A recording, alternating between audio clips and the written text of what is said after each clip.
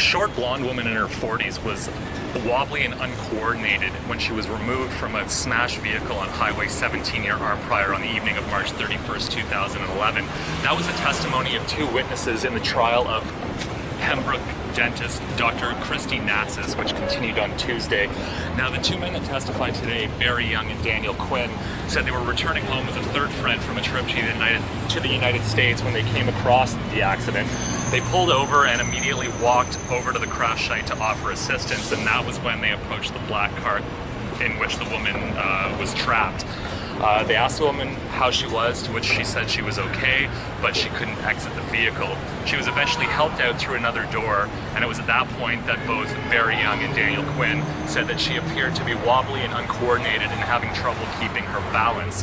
Now, while the prosecution seems to suggest that that was the result of some kind of impairment, defense lawyer Michael Edelson argued that it was in fact because the woman, who wasn't wearing shoes at the time, could have been uncomfortable from standing on the gravelly, possibly debris-filled ground, and likely also suffering the effects of some kind of shock as the result of the accident.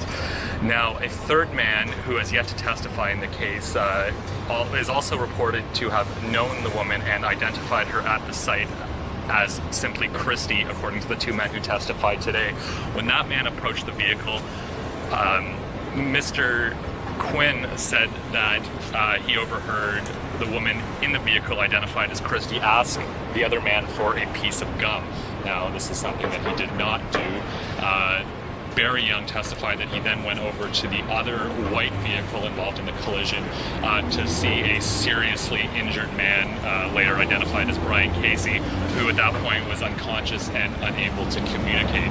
The men then got back in their car after about 20 or so minutes at the scene of the crash and returned home to Pembroke. They were eventually called to offer their statements in the crash months later, which is something that Edelson found confusing, seeing as how it took several months for those men's statements to be taken.